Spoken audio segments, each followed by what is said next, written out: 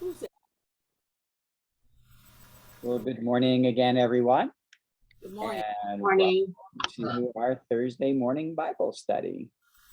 We may as well just jump right in.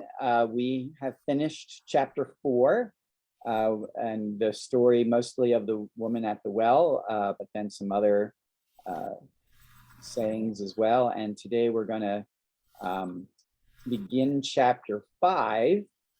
And this is going to be very typical of John's gospel, and why it sometimes can be a difficult gospel is he'll tell a short story and then he will go well into like a lot of explanation and theology and all that kind of stuff. And so it can kind of get a little heavy because it's not as story oriented.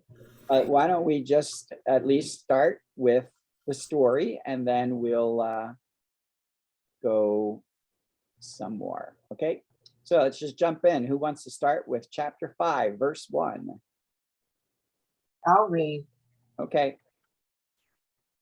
After this, there was a feast of the Jews, and Jesus went up to Jerusalem. Now there is in Jerusalem at the Sheep Gate a pool called in Hebrew Bethesda, with 5 porticos. In these lay a large number of ill, blind, lame, and crippled. One man was there who had been ill for 38 years.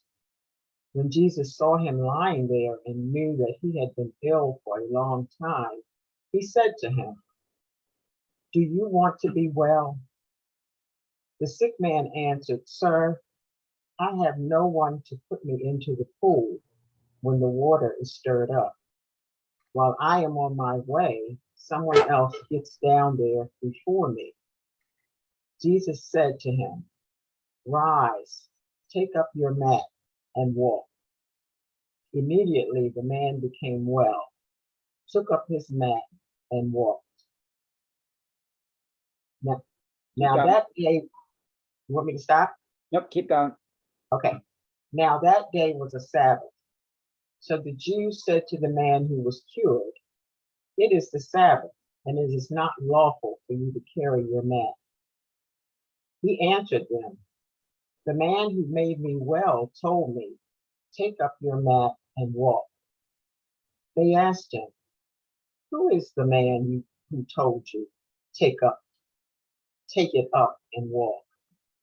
The man who was healed did not know who it was, for Jesus had slipped away, since there was a crowd there. Okay, let's stop there because what'll happen next is a long series of dialogue. So that basically what Kathleen just read is the essential story that we're going to be reflecting on. What are your first impressions of the story? Well, I wanted to just know a little bit more about the mat and not being able to carry your mat on the Sabbath. I just needed a little more understanding about that. Okay. I think, to me, I think they thought that was work, and you weren't supposed to do anything on the Sabbath day. Well, I couldn't get past verse 4 that is missing. Again, we got a verse that's missing. They jumped over, and I'm saying, what happened to 4? So I had to go look up 4. But I'm going to leave that right now so we can talk about it later. Okay. Mm-hmm. So there must have been a lot of people. I was thinking to myself, how would this man have ever had a chance being crippled 38 years? And there were people who were blind, lame, and crippled around within those 5 porticos. That must have been a lot of people. So he really didn't have a chance on his own to even get there. And so when Jesus came along and asked, "Do you want to be well?" what other answer could he have given him? I mean, what else could he have said? He told him what happens, but I don't know if he ever answered the question. Do you want to be well? The assumption is, I think, is that he does. Okay. Yeah, I was thinking the same thing Garnetta was thinking. But also the persistence of this man having been ill for 38 years, but that he was still coming to this pool. The hopefulness that he had, the hope that he had, I guess that eventually someone would help him. But I jumped to where Garnetta did too, when Jesus asked if he wanted to be well. There was never an answer. It was an assumption. And it's like Jesus is going, well, I don't need to hear a yes or no answer. Clearly, he wants to be healed, so I'm just going to do it. So, okay, you're healed. Get up and walk. Take your mat. Go. Bye. And I think that kind of struck me as a little different than how Jesus has healed in some of the other readings we've had. You know, where he didn't have to wait for a response from the person. He just, or no one asked him. This man didn't ask him to be healed. He just gave him the explanation as to why he was still laying there. And Jesus went on and did what Jesus does. Right. And I again, have I a was different, I'm sorry. Go ahead. Oh, I was just thinking that it was the word of Jesus that healed this man. It was just his word that did it. Kathleen? And I was saying, I have a different interpretation here. And when it says, would you like to be well? The man answered, I can't. The Yeah. sick man said, for I have no one to help me into the pool at the movement of the water. While I am trying to get there, someone else always gets in ahead of me. So Well, it says he answered, I can't. did he now? Well, I'm thinking he really was asking for help to get into the pool, because the pool was the thing that somehow was a healing. And if someone helped him in the pool, then he thought that maybe he could be well.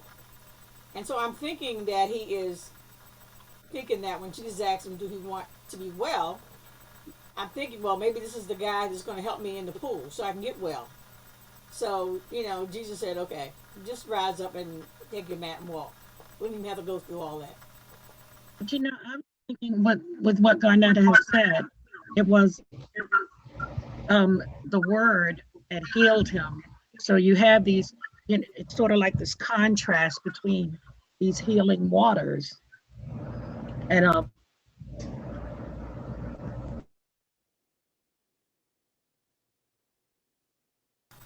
Sorry, Gwen, I think I muted you by mistake. Unmute yourself again, I'm sorry. but so I was kind of looking at this whole symbolic play with these words, with the healing waters and the word of Jesus, so it's like that's what I'm messing around with. I don't have it all fleshed out in my head, but it just seems like there's some significance to it. I'm looking at what Gwen is saying, and it sounds to me like when he wanted, most people had to do something to get a blessing from God. And that was, in this case, to get yourself into the healing waters. So there had to be an act on their part. But since Jesus knew he was crippled and he wanted to be well because he had been there a long time, Jesus wanted him to say it. Do you want to be well? Or if you just believe, and if you want that, I can do that for you. And so by his word, he was made whole, or he was healed. Mm-hmm. Instead of him having to perform an act, it just came from his heart, and Jesus granted it because it was in his heart that he wanted to be healed. It wasn't anything that he had to do or prove by getting in the water first. It makes me think that it goes back to the beginning, that God said it and it was done. You know, that we talked about at the beginning. So, you know, that's what happened. God said it and it happened. He was able to get up and walk. Right, and it really sounds like that whole thing goes in with what we've been seeing with the way John. I have a question. Does the pool only hold one person? I think not. I think it was a community pool. I don't think it was just a one person pool.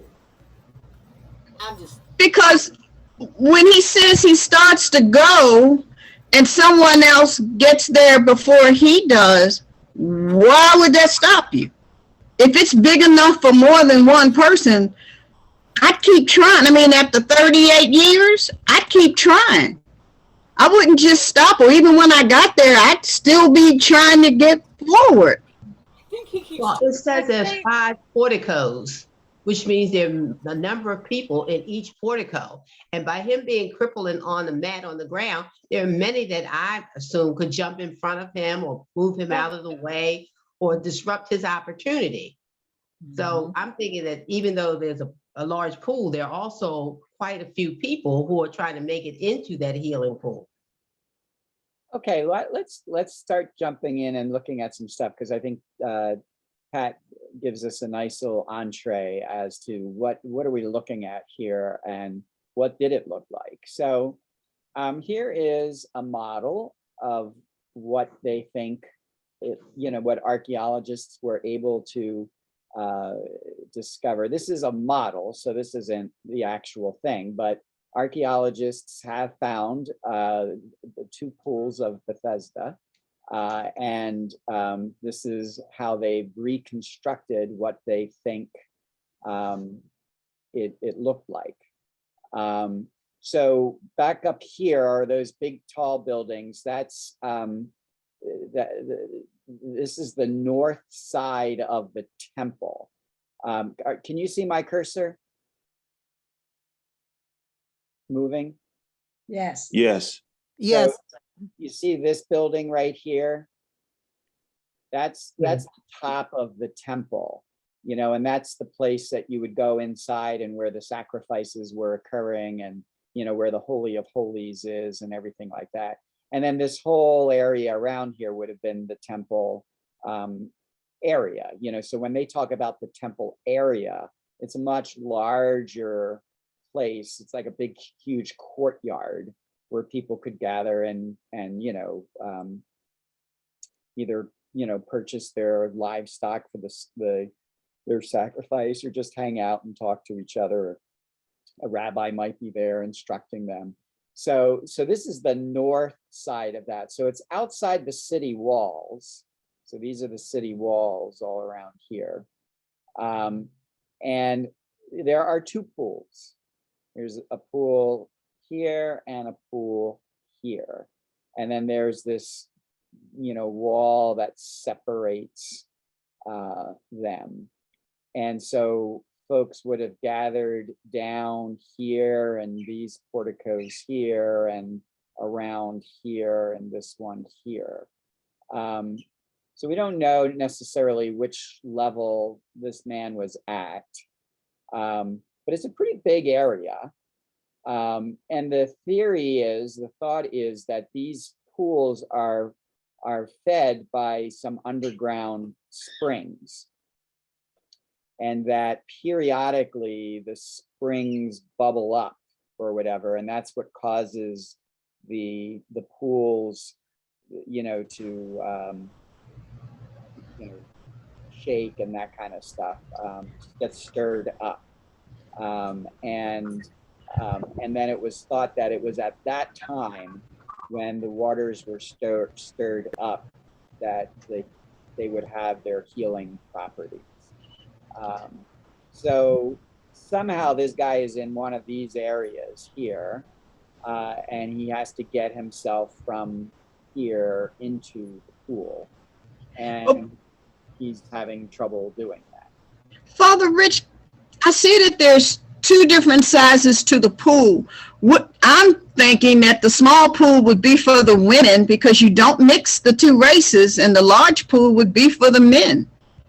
Could be. I don't know that much detail, but that actually sounds very reasonable, that the men would use one pool and the women would. Yeah, because they don't mix even today. Yeah. In this day and age, they still don't mix. Well, certain denominations of Judaism don't mix. Yeah. But usually just the Orthodox. I'm used to the conservatives. So yeah, the conservatives are a little bit more progressive on that. Yeah, I'm used to those. Okay, so you have a sense of what we're looking at? Can you imagine that while we go through this? Yes? We can go back to the text. Yes. All righty. So let's go back to the text and walk through it a little bit. So there's a feast of the Jews. It doesn't name what feast it is, but one of the interesting things about John is he does organize a lot of his activity around feasts. And that actually kind of is interesting because it helps us get a sense of time. So one of the reasons we think, for example, that Jesus' active ministry was 3 years is that there are 3 separate times that he refers to the Passover. So they're thinking, 3 years have passed in that time.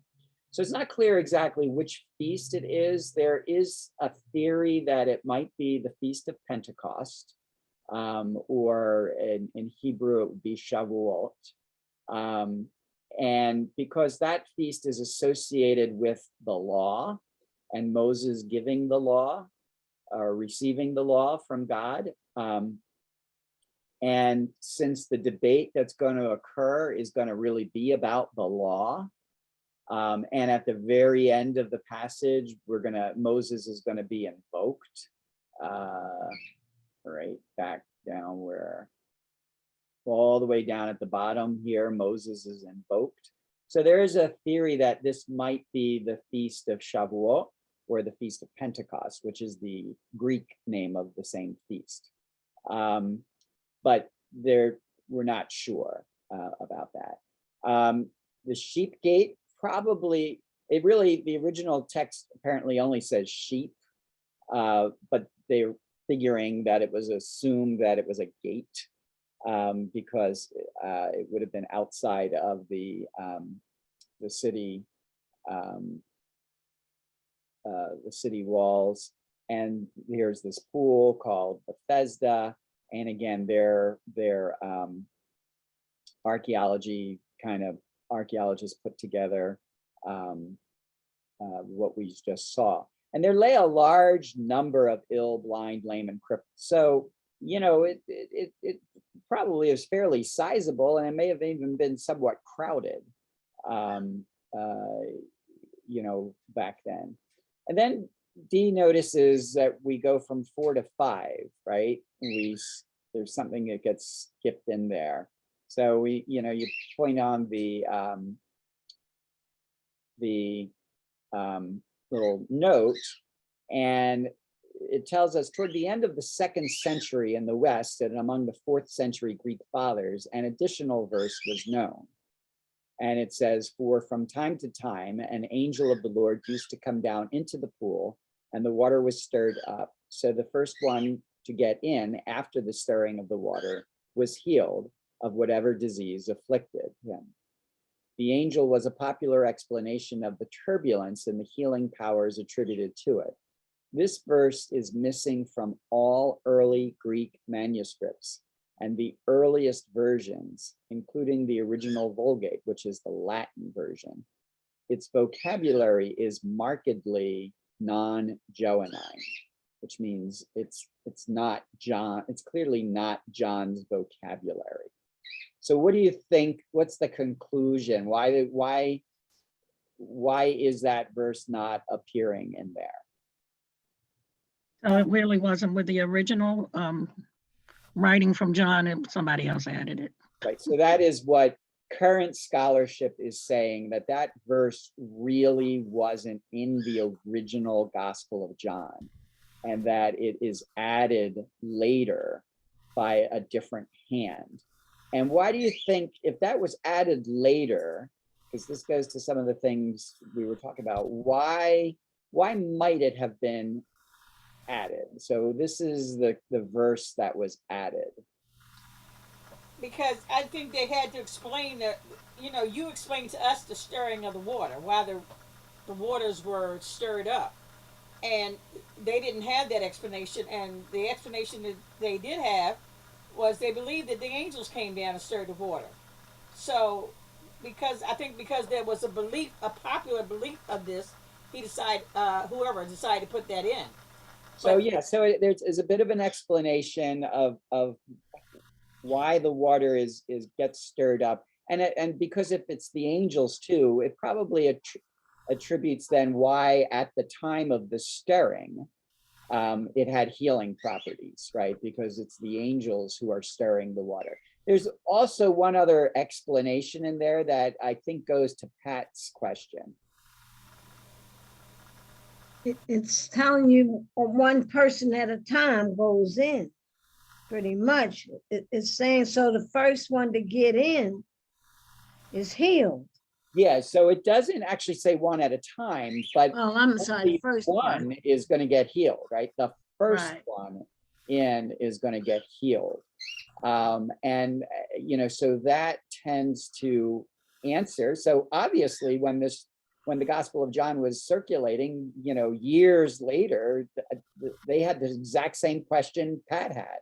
Wait a minute, what's the deal? Why couldn't this guy get in there and get healed? Well, because whoever wrote this tried to offer that explanation. He had to be the first one to get in there in order to be healed. Okay. But that's why that verse is not there. Contemporary scholars today would say that verse was not originally in the Gospel of John. And so it as these texts tend to do, is they'll tell you what that verse is, but they don't actually put it in because they really don't think it was part of that.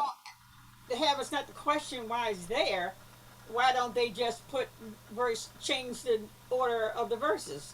Instead of having blank 4, maybe 5, 4, and so forth and so forth. Anybody want to speculate why you don't change the verses?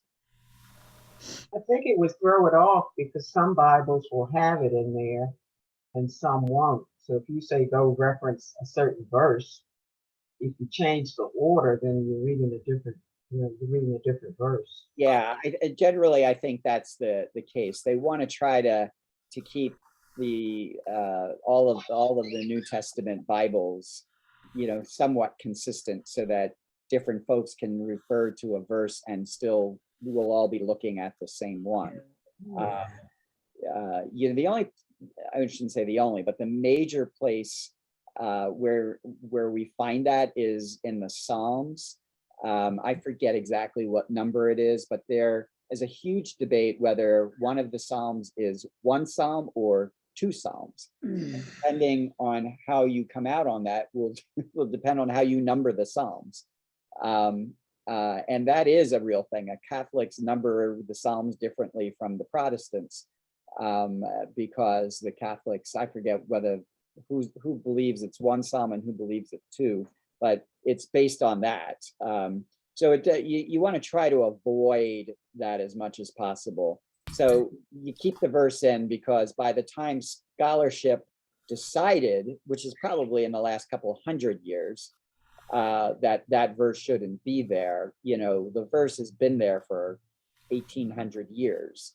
So they don't want to screw up the numbering system.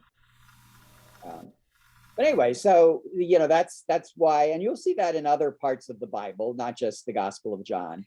That's why it's always good to have a Bible that has notes in it, because it'll explain those things when that happens.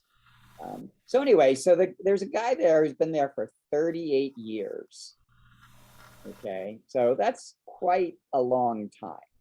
We're not just talking 38 months, we're talking 38 years. And Jesus asks him, do you want to be well? Now, it seems to me you could interpret that question a variety of ways. So one way is Jesus asks this same question to other people. Do you want to be well? Do you believe I can heal you? Those kinds of things, which indicates that, Jesus wanted to have some level of exchange with a person rather than just go ahead and heal them. He wanted to know that that person wanted to be healed or had some level of belief that he could heal him. Do you remember other stories like that? I mean, does that remind you that Jesus has done this before in other stories? Father Rich, we read the passage and it said he was ill for 38 years. It doesn't say he tried to get to the pool. Okay.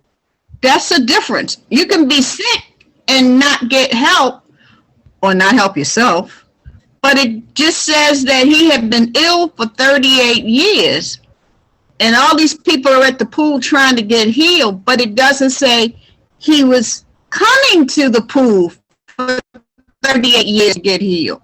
It could have been his first time. He's just sick for 38 years. But he knew of the way to get healed. He looked like he had knowledge of that. So I would make the well, we have assumption knowledge that of a he was lot of things, trying. but it doesn't mean we do it. Yep. But he was. I assume he's trying.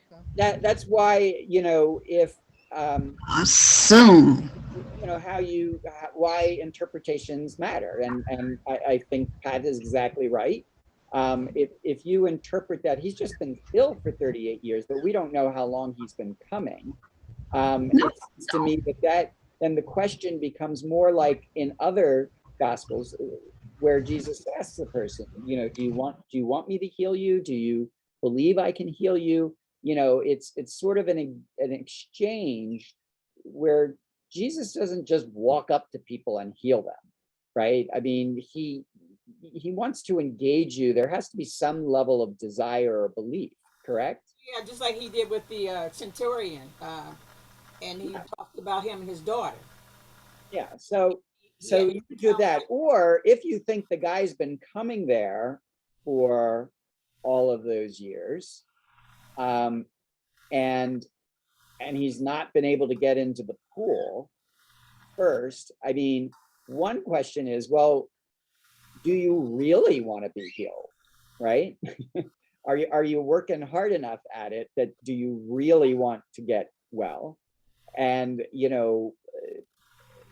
that could be another question, is that sometimes we complain about our condition, but do we really want to do anything to change our condition? So it could be more of a challenge to him. And finally, if he's been there for all those years and no one has helped get him into the pool, when the water is stirred up, what does that tell you about all the other people? To each his own. They trying to get healed too. Yeah, Well, I mean, they're trying to get healed. And for himself, right? Mhm. Which Definitely not the "he ain't heavy, he's my brother" idea. Right. So if so the first thing is if it's just this sort of let me engage you before I heal you, one interpretation of that is, Jesus just doesn't walk up to people and heal them, right? He needs to know there's some exchange between them in order for the healing to occur. If it's like, man, you've been coming all this time, do you really want to get healed? Then you could interpret it that, maybe this guy has been ill all this time, but he's kind of gotten used to it. And maybe he doesn't really want his situation to change. Or if it's the third one, that, this guy really needs help getting into the pool, and after all this time, no one has helped them, then maybe the question is to show, I'm going to help you. right? If nobody else will help you, I, Jesus, am going to help you. And so the story is telling us that we're not alone, right? That other people might not help us, but Jesus will help us. And to me, it's speaking to the fact that you need a relationship. Even if that relationship is a 5-minute relationship, but you need a relationship with Christ. I mean, it's speaking to it from 21st century eyes. Well, So, but you see how, like, why interpretations are important? Like, I could give 3 different homilies, right, on this one verse based on how I wanted to interpret it. and with Gwen, that God wants a relationship with us, and I think when He does that, He's trying to establish that relationship to let us know that God is in our life, God cares about us, and and God wants the best for us. But He also wants to let you know who He is. I think I'm just thinking that's what these conversations are, to let you know who God is, and but also, even if you don't believe, to want to wonder as we move forward in this conversation, who was the man who healed me and why? Yeah, And we're going to get into that. We're going to do that in a minute. Yep.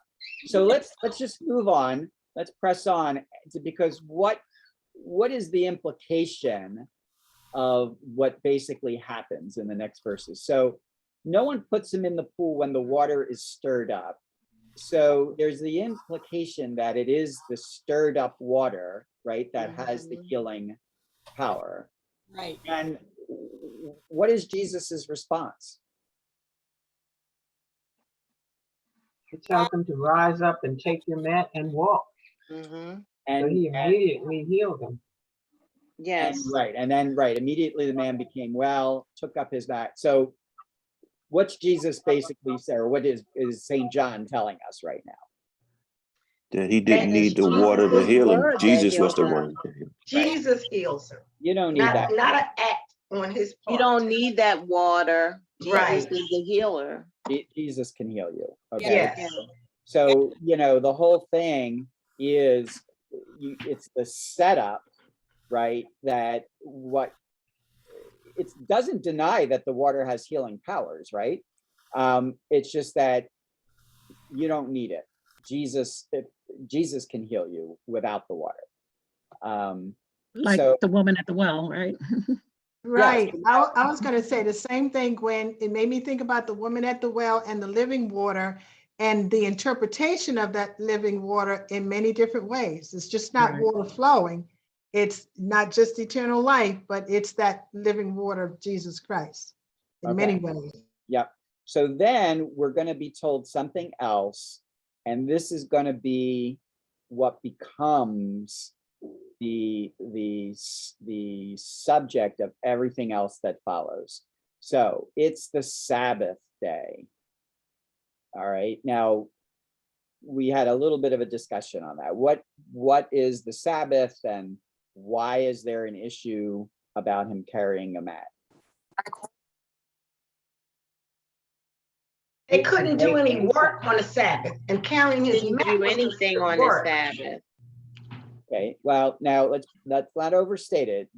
You could do things on the Sabbath. Okay, so you don't want to say you couldn't do anything on the Sabbath, otherwise they wouldn't even be there. So there could, but they couldn't work on the Sabbath. Right. And why not? What's behind that? The commandments. Rest. God The rest. day of Right. Yeah, I was going to say, what's Commandments. the basis of the commandment? Right.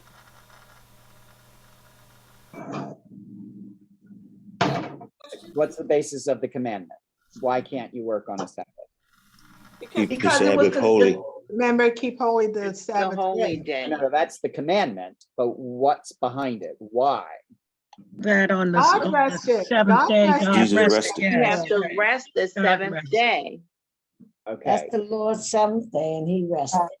So it's interesting, if you read Deuteronomy, it gives one reason, and if you read Exodus, it gives another one. Okay.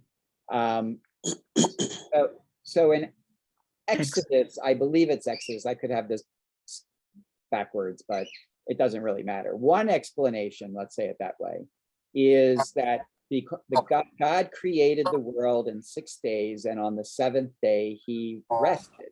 Right. And because of his rest, he made holy the Sabbath day, and therefore we should rest. Okay. Father, I have a reference here that says it's Exodus 28. Okay, verse so 8. Exodus is the one, right? Which is what I would have thought is Exodus is the one where he rested. Now, Deuteronomy gives a different reason. Anybody know offhand what the different reason that Deuteronomy gives? No. No. It's one that we don't remember, but it's a very important one.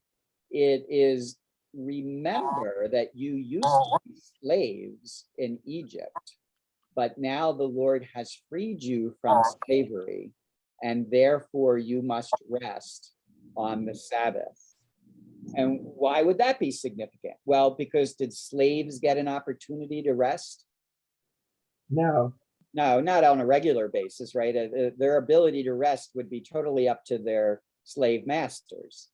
And so the implication in Deuteronomy is that the Sabbath should be kept holy, because only free people can choose to rest. And so when you choose to rest on the Sabbath, you are reminding yourself that God has set you free and you are no longer a slave. Okay, so it's, in both cases, you're not supposed to work, but there are two different reasons. As we go along here, I'll point out it's going to be the first reason that is important here, that God rested on the 7th day, and therefore we should rest on the 7th day. Okay, it's not going to be about our freedom from slavery. But so that's the law. You have to rest on the. So what's the deal with carrying a mat? That was considered work, I would think. Yep, that was considered work. So they, the rabbis, of course, had to spend all their time trying to figure out what was work and what wasn't work. Could you feed your livestock on the Sabbath? Yes. Yes, you could feed your livestock. So that wasn't considered work. Could you heal someone in an emergency on the Sabbath, or pull somebody out of a pit on the Sabbath? Yes, I would think. Yes. Yes, that even though, it was work, it was not considered the work that was prohibited on the Sabbath. If you were a doctor and you had regularly scheduled appointments, could you regularly schedule appointments on the Sabbath? No. No. No, right, because that would be work. But if it were an emergency, could you be called in to help somebody in an emergency? Yes. Yes, that would not be considered work. Okay, so there's this whole huge debate over what is work and what isn't work. And so they go after this guy because carrying the mat was work. And he says, well, the man who made me well told me to do that. And they say, well, who is this guy telling you that you could carry a mat on the Sabbath day? So notice it wasn't that he healed him on that Sabbath day. It was that he told him to carry this mat. At least that's what it sounds like at first, right? At first, but indulge me just for a second, because maybe I'm a little bit slow, because I still don't understand why carrying your mat is work. Okay, anybody want to? Because they said that.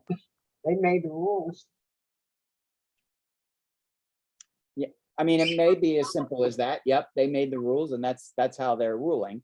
But what would you, can you imagine why carrying your mat was work?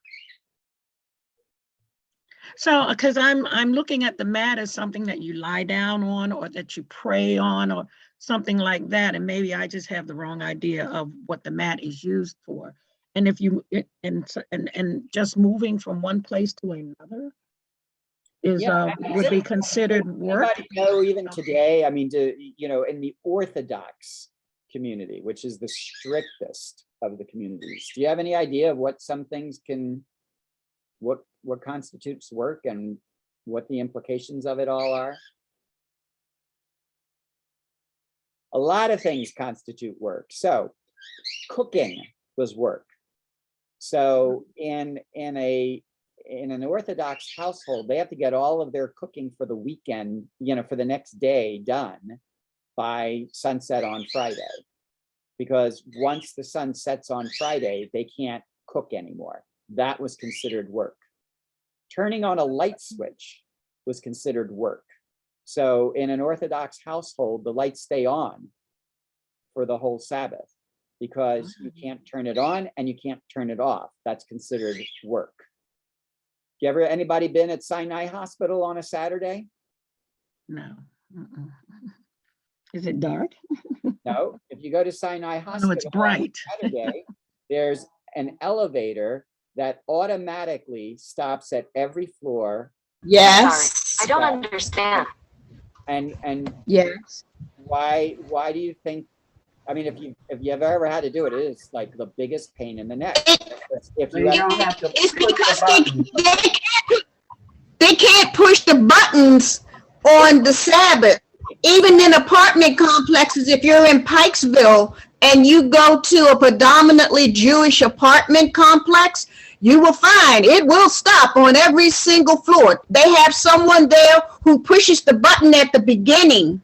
Like when you first get to the elevator, because you can't push the button, there's someone there to push that button.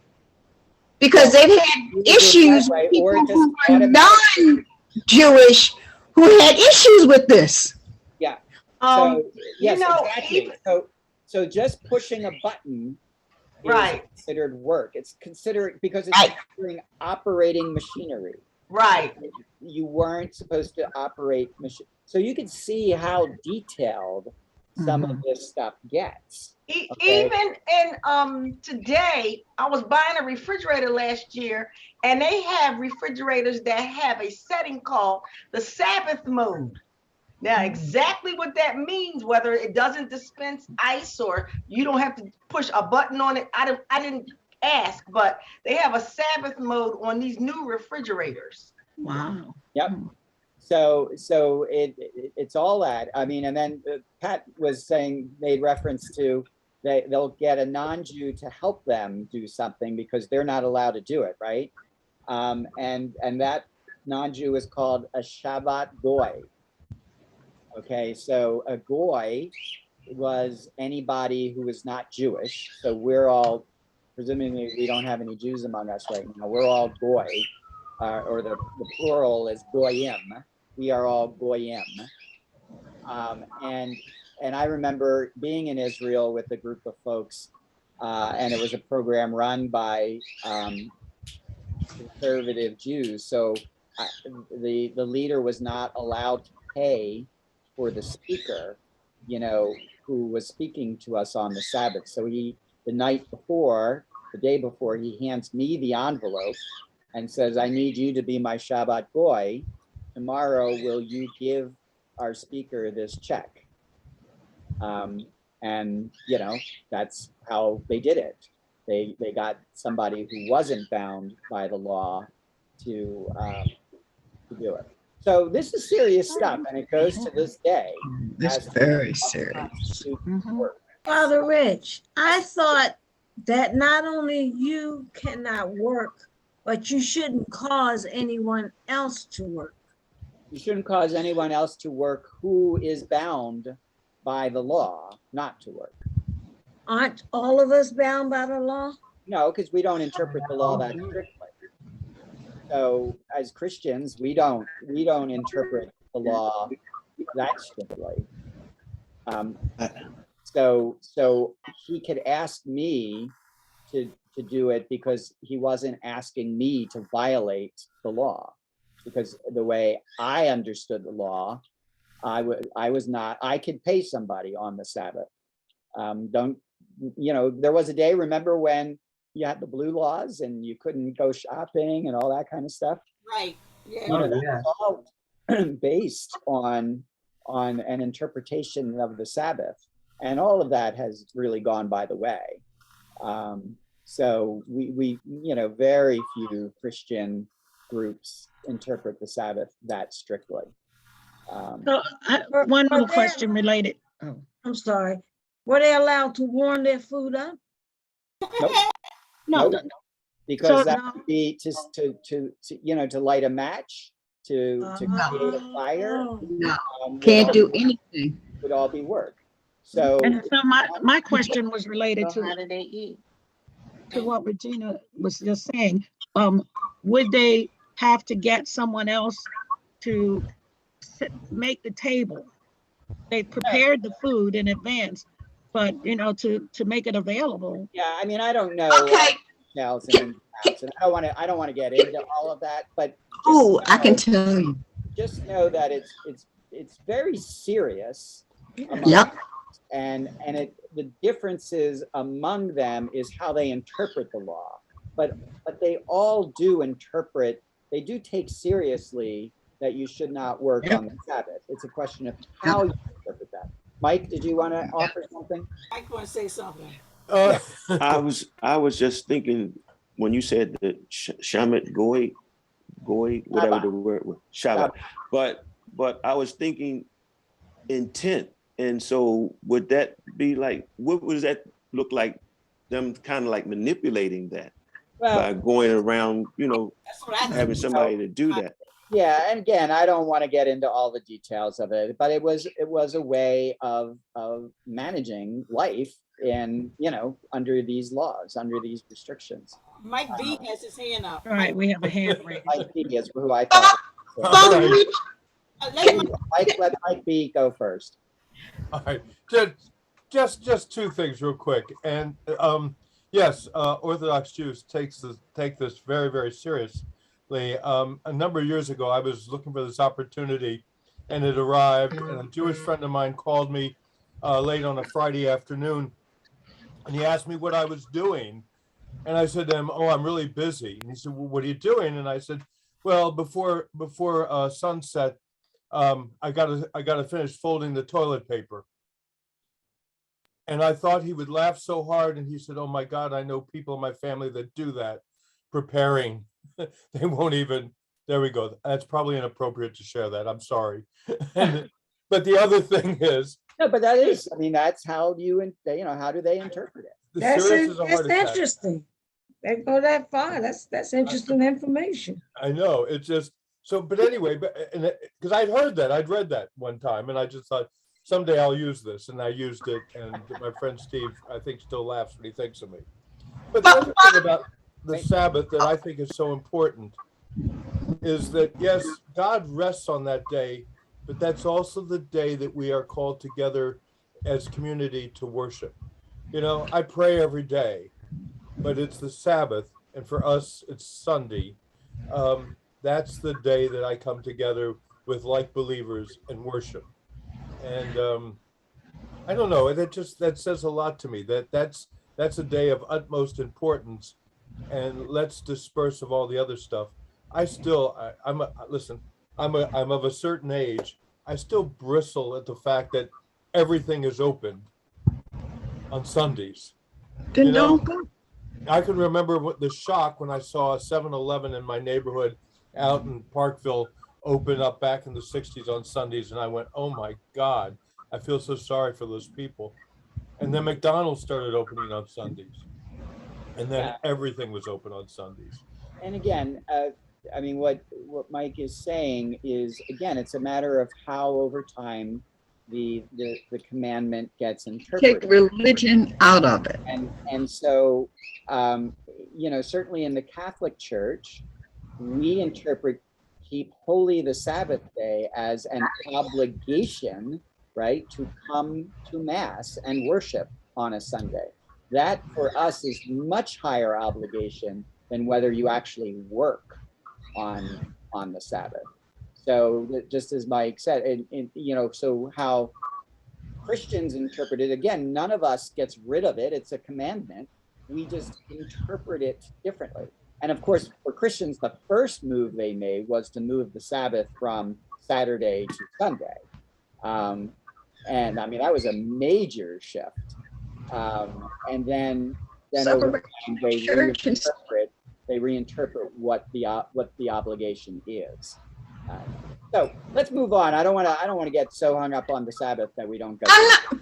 Father Rich, can I ask everybody, for those who wondered about the Jewish faith, there's a thing, go online and you can read all of their rules. It's like 300 and some, but it's good read. So just a suggestion. It's great reading though. Yeah. Well, actually, there are far more. There are 313 or 318 commandments in the Bible. But then the rules that are developed around that are even more. So there have got to be thousands of rules, but that's no different from the Catholic Church. You ever seen the Book of Canon Law? I mean, you know, it's like 4 inches thick. So we got our own laws, which is different. Yes. Okay, so they ask, who told you this? Take it up and walk. And the man didn't know who it was because he really never got a chance to know who Jesus was because Jesus slipped away. Okay, so we've got this setup. All right, so the setup is Jesus heals this man because Jesus can do it. He doesn't need the water to do it. And this man, Jesus tells the man to pick up his mat and walk. And this is going to start a controversy among the Jewish leaders. So who wants, Kathleen, you were reading, right? Yes. You want to continue at 14? Am I starting at 14? Yeah. Okay. After this, Jesus found him in the temple area and said to him, "Look, you are well. Do not sin anymore, so that nothing worse may happen to you." The man went and told the Jews that Jesus was the one who had made him well. Therefore, the Jews began to persecute Jesus because he did this on a Sabbath. But Jesus answered them, "My Father is at work until now, so I am at work." For this reason, the Jews tried all the more to kill him, because he not only broke the Sabbath, but he also called God his own Father, making himself equal to God. All right, so let's stop there because this is the heart of setting up the controversy. Whoa. What are your first impressions of this? Whoa, that's my impression. Whoa. And why is that? Well, because now it gets heavy. You know, now he's giving us a reason for what's going to happen next. Like you just said, he's setting us up. You know, so he's telling us. What's the setup? What are you interpreting? What's the setup?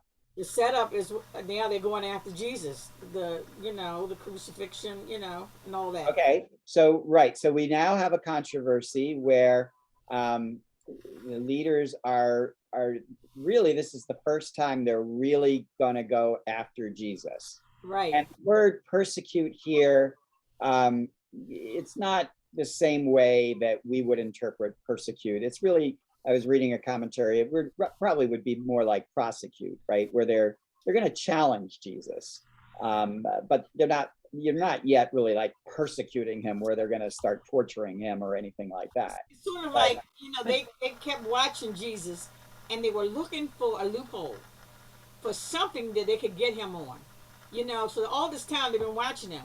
And to me, this looks like they're opening to start it. I would be careful about that just yet. John hasn't yet. They haven't been suspicious of him. This is the first time they're becoming suspicious of him. Okay, because this guy now is breaking the law, and that's so. I wouldn't jump to the conclusion they're looking for a way to get him. He up until now, he hasn't done that much that would concern them, but now they're concerned. Now he's doing something that's breaking the law. Is this considered blasphemy? What's that? Is this considered blasphemy? What is considered blasphemy? Jesus making himself equal to God. Okay, now we have to break that up. making yourself equal to God would, yes, be blasphemy. Is Jesus making himself equal to God? He called him his father. Does that make him equal to God? No, but they saw it that way. I was going to say, you call God your father, don't you? Right. But they saw it that way. Do they? The Pharisees. Just because he called him their father? Did nobody ever call God father? Before that, Mm-hmm. yes. Yeah. But it says for this reason, the Jews tried to kill him more. Okay, but what's the reason? Because he broke the Sabbath. He not only broke the Sabbath, but he also called God his father. Okay, and he linked the two. And what did so it's both of the things. Link? What did he link to that? What did he say? The Father is working on the Sabbath also. And so now I work. Therefore I work. Okay. All right. So, that's what makes him equal to God. That's pretty chutzpah, isn't it? Yeah, that's what he's saying. Yeah, that's the part. And he's equal to God? Yes. It's not clear to me yet that that's what he's saying. He says, my Father is at work until now, so I am at work. To me, that's an interpretation, their interpretation, because if you think about what we do, our Father is at work. We're supposed to be at work. God calls us to do certain things. So couldn't it just be their interpretation of what they think Jesus is saying? Yeah, I think there's wiggle room in terms of how to interpret that, because you could read it as, my Father is at work until now, so he has authorized me to be at work now. And that's why I am at work, because, the Father has authorized me to do that. I do feel that this gives us a little bit of understanding of the Jewish leaders' mindset, because of him doing something that is totally against what they believe in. And so you end up, you see, okay, this is why they're going after him. And he invokes God as the justification for it, right? Right. Think about it. I mean, can you think of a situation where if somebody came up to you and did something that was clearly wrong, and then they said, but God authorized me to do that? What would you think? I mean, you think that you're crazy. That might be one thought, right? You're crazy. Yep. I mean, and do we know of cases? Have we ever heard of that where somebody's done something wrong and broken the law and they say, God told me to do it? Well, I mean, we see it a lot, but you even think about like the cult, like the Jim Jones. It's like God's telling me to tell you all to drink this Kool-Aid. Yeah. So I mean, I think that's an important insight, because I think sometimes we just, because we know who Jesus is, and we say right away, oh, these Jewish leaders, they're ridiculous, they're overreacting, they're out to get Jesus, they're hateful people, they're going to hell, all that. No, I mean, I don't think they're crazy. The guy is breaking the law, and when they challenge him on it, he says, I'm doing it because God, my Father, is at work, so I'm at work. You not think that's kind of strange? Right. Yeah.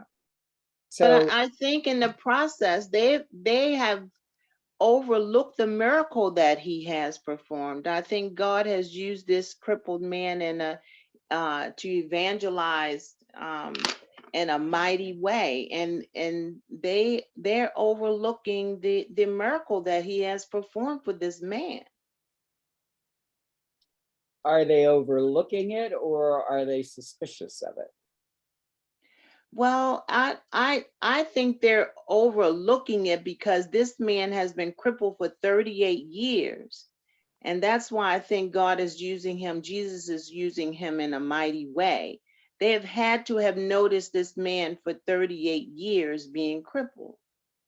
So they're not talking anything about that. They're going to the case of him invoking his father's name and making himself equal to God. But I feel like the man who was crippled is being overlooked by these leaders. Okay. I mean, I I- think you could put it in it's not this passage, obviously, but I mean, you could put it in the context that we hear from the other three gospels. Remember, they accuse, it's not by God that he does this healing, it's by Beelzebul.